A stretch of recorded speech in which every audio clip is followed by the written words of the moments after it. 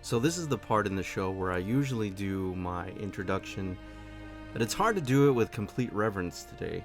I lost a very good friend over the weekend to COVID, and I don't know exactly how to feel about it. The first time in a very long time, I'm at a loss for words for what to say.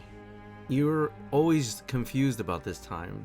I hadn't talked to my friend Ed in a very long time, but every time we did talk again, it was like we were just picking up the friendship, like if no time had passed since the last time we'd spoken. And I remember him making a comment about the Netflix series Castlevania, and I swear I have such regret that I didn't expand on that conversation because I was too busy doing one thing or the other, but I do regret that.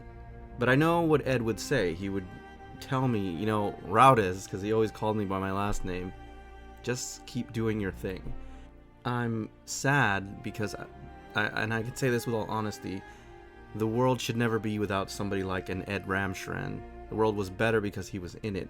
There are a few things about this whole thing that bring me comfort, and one of them is definitely that Ed lived his life to the fullest. I mean, he lived more than most people do in a lifetime.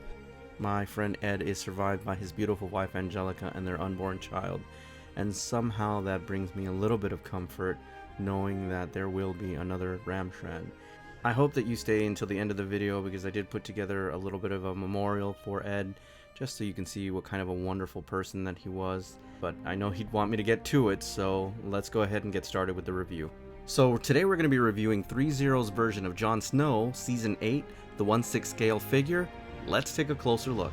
Now, let's put all of that nonsense aside. We all know about Season 8 or the last couple seasons of Game of Thrones. Whatever. It's been said before. But one thing you can't deny is that the costumes and designs of the actual characters were looking pretty great. Now, the head sculpt here is not perfect, but it's pretty damn good. It does look like Kit Harington. The likeness is done very well. Countenance in the face is great. The beard stubble's awesome. I do love the scar in between his eye. And overall, the hair sculpt is done very well. The man bun, whatever you want to call it. But I do like the sculpt. Now, the midsection and upper torso of this piece is where things get really awesome, guys. This does resemble a Hot Toys figure in terms of the overall quality. Just take a look at the sketching.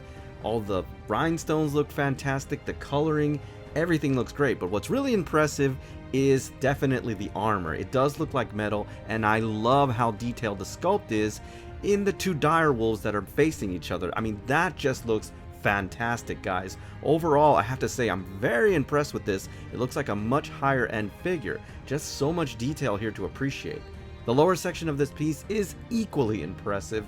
Again, just take a look at the fabrics here. What's really impressive here is not only the color palette, but just the sheer amount of textures. Now, on the outside, you can tell that it looks very heavy and rhinestoney. The wash is done very well. On the inside, it looks like it's much softer. And again, those little touches make this look like a much higher end figure. I have to say, I'm very impressed with this. And again, it does look like a much higher end figure. Now, one of the things that ThreeZero gets right almost all the time, more so than Sideshow and even Hot Toys, is definitely in the malleability of their figures, particularly when it comes to their feet or legs. Now here, they are done so well. The boots are excellently sculpted.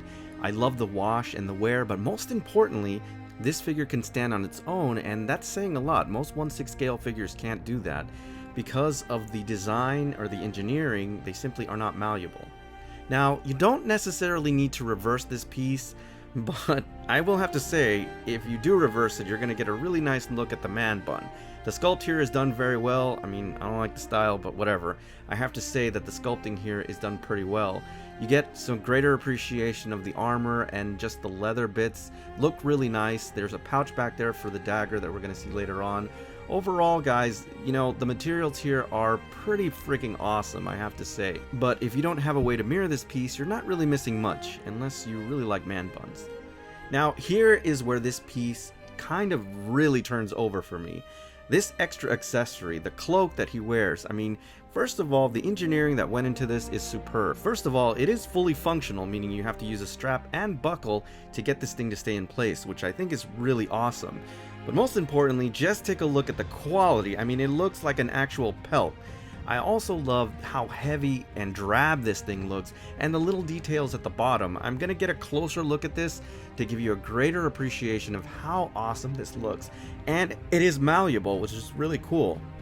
Now, if you are going to use the cloak on this figure, then you definitely want to mirror this piece, and I wanted to give you another closer look just because the quality is just so amazing, guys. Again, it looks like actual pelt. What's really impressive about this piece also is that there is mesh wiring in the actual cloak itself, so that you can have some pretty epic poses if you want to, because it will stay in place, and it's pretty durable. One of the things and the little details at the bottom is the kind of scuffing and the dirt and grime, which looks really cool, guys. Overall, this thing is just so impressive that if you do wear it, definitely mirror it. Now, one of the accessories or weaponry that Jon Snow comes with in Season 8 is obviously Longclaw, and this thing has been around forever. It is such a beautiful piece. It is now an iconic sword. So much detail here in the actual blade itself, and detailing in the wolf on the hilt is really freaking awesome, guys. I also have to remark on the sheath, it is very ornate. I love the copper coloring offset against the black. It's just done so well. It's a minor detail, but totally worth it. He also comes with a little dagger. Again, it's in the same style, or at least the same color as Longclaw, and you do get a really nice sheath. Different bit of a color, it is more brown with a kind of gunmetal, but I have to say, these little details really make this piece, like I keep saying, a much higher end piece, or at least seemingly, definitely not in the price. But I'm glad that they included these little details because they do look really nice with the overall figure. And again, it's fully functional. You can put this into the actual sheath. Now, I don't know what this is. I'm going to be completely honest with you. This is an extra strap. I'm not sure what it's for, but you do have it, and I'm sure it is useful in some way. But again, it's a little extra accessory. This figure comes with a lot of straps and a lot of buckles, but they gave me an extra one. I don't know what, I never figured out what it was for, guys, but whatever, you do have it. Now, by far, this is easily the coolest piece or accessory that this figure comes with, and it's definitely the dagger made out of Dragonstone. As you know, Dragonstone is the only thing that kills these White Walkers. This is so detailed, guys. Just take a look at the hilt. It is so awesomely done. And then the sculpt in the Dragonstone itself is just perfect. It's really cool, guys. Now, it's not small by any means, but be careful when you're opening up the packaging because this thing will fly out and you could lose it. Just a warning. Okay, so here's the only thing that really pissed me off about this figure, and it's definitely in these two appendages that you get where the cuff line meets the actual hand of the figure.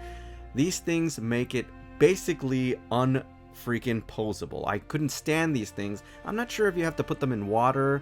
Like, I know most people use that technique to put them in hot water, and they're a little bit more malleable.